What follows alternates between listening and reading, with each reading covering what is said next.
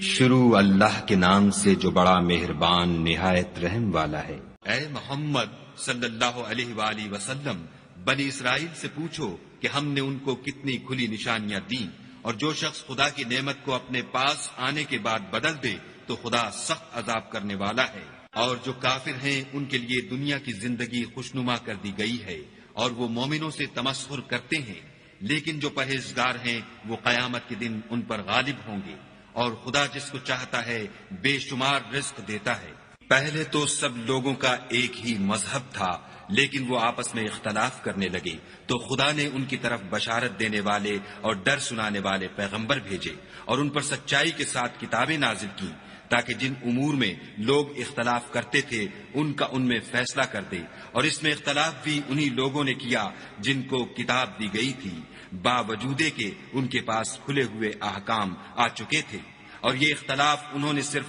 آپس کی ضد سے کیا۔ تو جس امر حق میں وہ اختلاف کرتے تھے خدا نے اپنی مہربانی سے مومنوں کو اس کی راہ دکھا دی، اور خدا جس کو چاہتا ہے سیدھا رستہ دکھا دیتا ہے۔ کیا تم یہ خیال کرتے ہو کہ یوں ہی بہشت میں داخل ہو جاؤ گے، اور ابھی تو تم کو پہلے لوگوں کی سی مشکلیں تو پیش آئی ہی نہیں، ان کو بڑی بڑی سختیاں اور تکلیفیں پہنچیں، اور وہ صعوبتوں میں ہلا ہلا دیے گئے،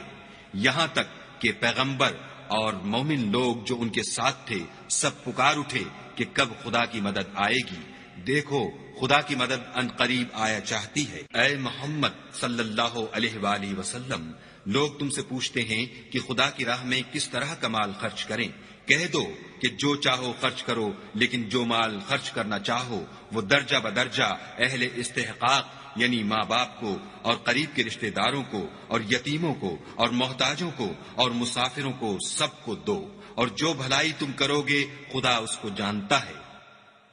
مسلمانوں، تم پر خدا کے رستے میں لڑنا فرض کر دیا گیا ہے، وہ تمہیں ناگوار تو ہوگا، مگر عجب نہیں کہ ایک چیز تم کو بری لگے اور وہ تمہارے حق میں بھلی ہو، اور عجب نہیں کہ ایک چیز تم کو بھلی لگے اور وہ تمہارے لیے مضر ہو، اور ان باتوں کو خدا ہی بہتر جانتا ہے اور تم نہیں جانتے۔